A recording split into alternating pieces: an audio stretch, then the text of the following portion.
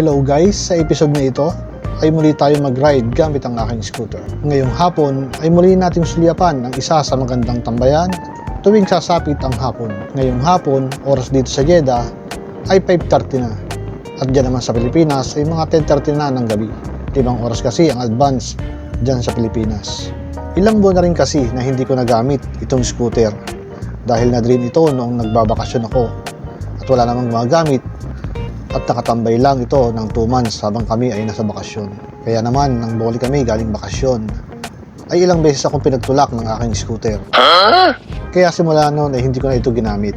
At sinabi ko nga sa nakaraang video ko, na saka ko na lang ito ibibili ng bagong battery. At dahil nga kababalik lang namin galing bakasyon, ay wala pa naman akong budget para bumili ng bagong battery. At nung nakaraan nga ay naibili ko na ito ng bagong battery.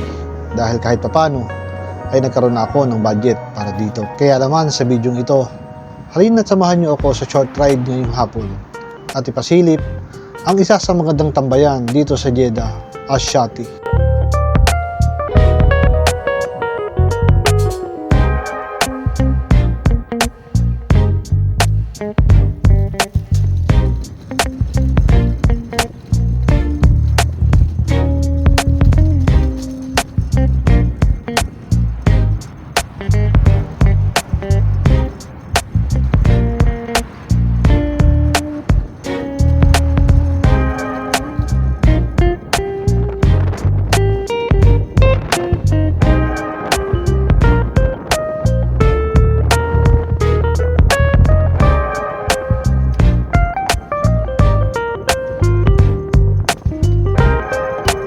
Ngayon ay malapit na ako kung saan ang ating destinasyon at maghahanap ako kung saan ako pwedeng kumuha ng video para naman kahit papaano ay may pasyal ko kayo dito.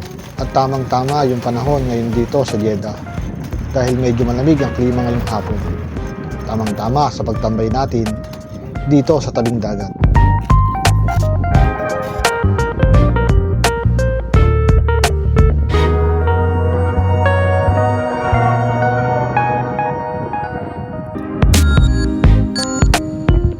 At pagkarating ko nga dito sa dapat ay tatambayan ko, ay sobrang daming tao at mahirap kumuha ng video.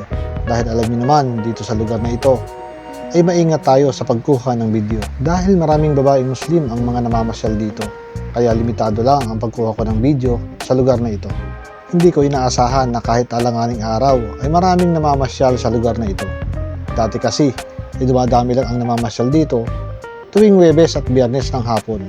Dahil yun yung pinaka-family day nila dito. Kaya tumigil lang ako ng sandali dito.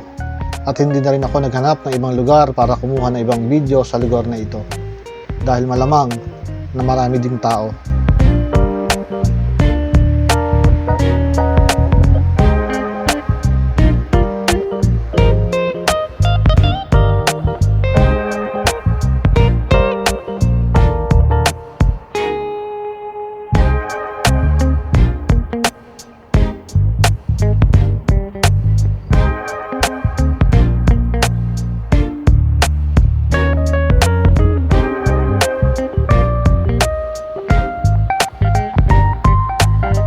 Kaya hindi na rin ako nagtagal sa lugar at napagpasyahan ko na lang na bumalik na lang sa bahay. At babalik na lang tayo sa ibang araw upang makapamasyal at tumambay. Para sa akin, mas mainam na irespeto natin ang kanilang kultura saan man tayo magpunta.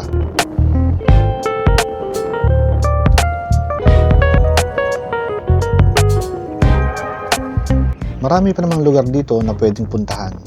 Kaya sa susunod na video, ay samahan nyo ako muli sa ating pamamasyal gamit ang aking scooter. Kung napadaan ka dito sa aking video, ako nga pala si Richard Mix TV at sa channel na ito ay mix content ang ginagawa ko. At kung nagustuhan mo naman yung ganitong video, ay kung pwede ay mag-subscribe ka na sa channel ko at magkita-kita tayo muli sa susunod kong video.